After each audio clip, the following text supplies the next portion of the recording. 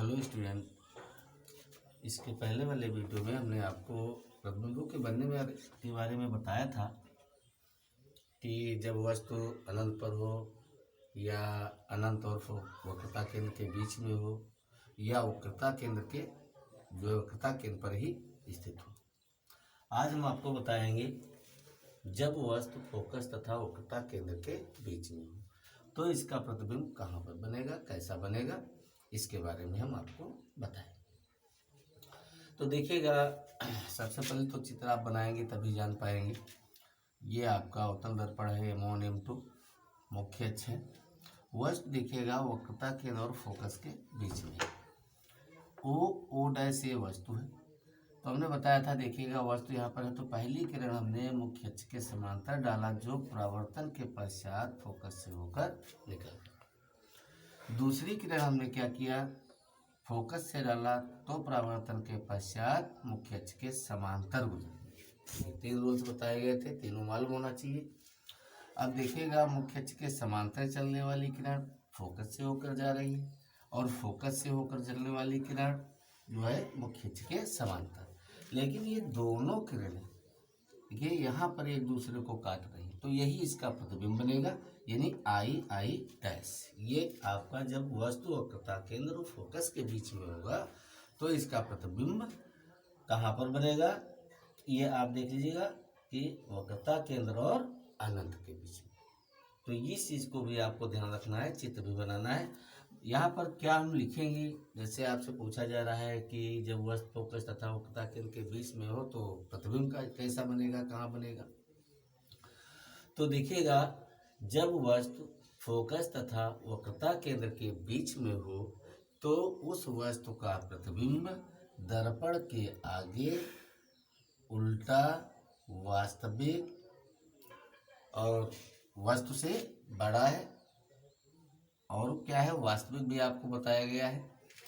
वक्रता केंद्र और अनंत के बीच में भाषा जो लिखेंगे वो कैसे लिखेंगे कि जब वस्तु फोकस तथा वक्रता केंद्र के बीच में हो तो उस वस्तु का प्रतिबिंब दर्पण के आगे वक्रता केंद्र तथा अनंत के बीच में उल्टा, वास्तविक तथा वस्तु से बड़ा बनेगा। वस्तु से बड़ा बनेगा।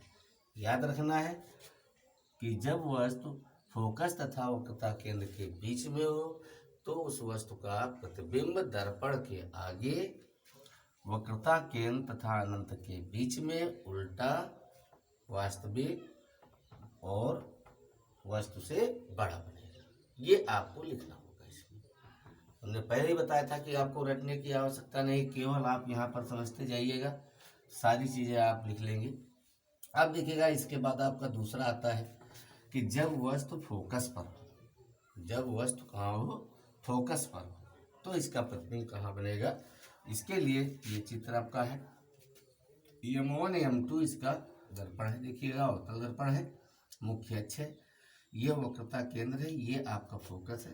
देखिएगा फोकस पर बताया तो फोकस पर ये वस्तु रखी हुई है। देखिए जैसे इसका नाम हम दे सकते हैं F कर दो, क्योंकि यहाँ पर F का नाम दिया है, आप O डैश भी कर सकते हैं।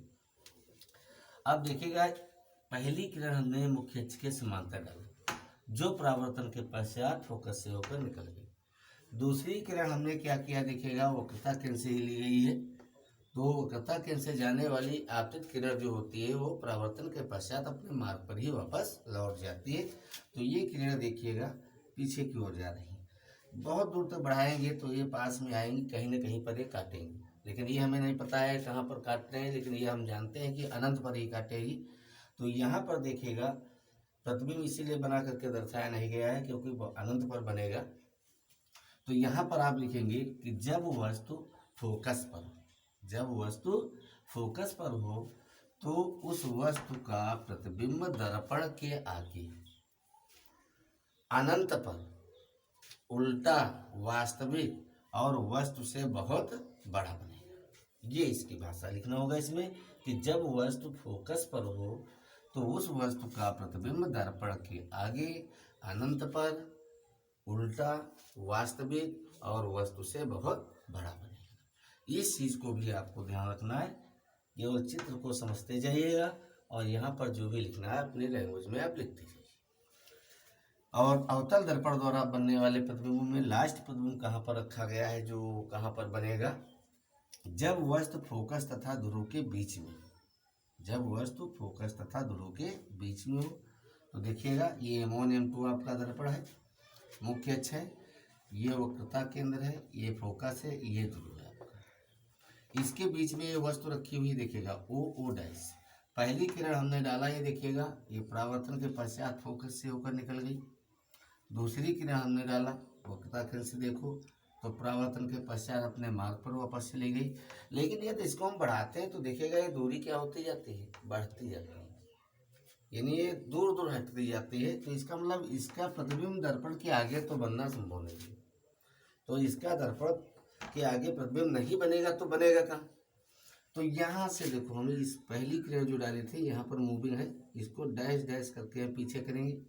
फिर यहाँ से देखिएगा किरण डाले, इसको डैश डैश पीछे करते हैं।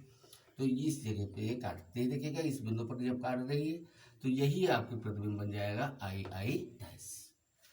अब इसमें दिमाग तुमको ये लगाना है कि हम यहाँ पर क्या लिखेंगे, तो यहाँ पर सीधे लिख देंगे जब वस्तु फोकस तथा ध्रुव के बीच में हो तो इसका प्रतिबिंब दर्पण के पीछे, कहाँ बनेगा, दर्पण के पीछे।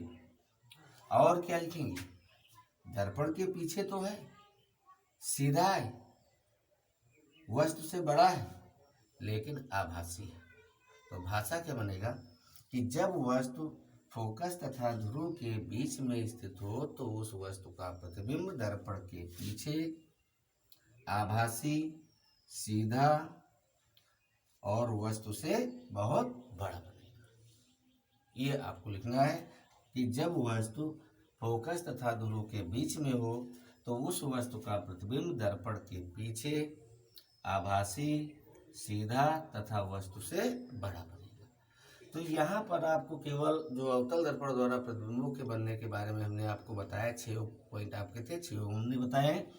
इसमें आपको यह ध्यान रखना, हमने बताया था कि प्रतिबिंबों के बनने के जो रूल्स हमने बताए थे उन्हीं रूल्स का प्रयोग करके हमको प्रतिबिंब बनाना है कि हमारा कौन सा प्रतिबिंब वास्तविक है, कौन सा प्रतिबिंब हमारा आभासी है, कैसे बनते हैं। इन सारी चीज़ों को बना करके आपको बताया गया है। अपनी कापियों पर आप क्रम वाइज नोट्स बनाते जाइएगा और उसको नोट करते जाइएगा। इसके बाद आपको अगले वीडियो में उत्तल दर्पण द्वारा प्रतिबिंबों का बनना, समतल दर्पण द्वारा प्रतिबिंब बनना, ये सारी चीज़ें आपको बताई जाएंगी। और फिर इसके बाद आपको डेरिवेशन बताया जाएगा कि वक्रता केंद्र और फोकस में जो संबंध है, यानी R जो F is equal to R/2, ये कैसे हम सिद्ध करेंगे, या 1/F is equal to 1/U plus 1/V, ये डेरिवेशन तो बताएंगे। फिर इसके बाद आपका रेखीय आवर्धन क्या है, आगे न्यूमेरिकल क्या है, इन सारी चीज़ों के बारे में हम आपको बताएंगे। जब पहला लेसन पूरा हो जाएगा तब अगला लेसन भी आपको पढ़ाया जाएगा। ओके, धन्यवाद।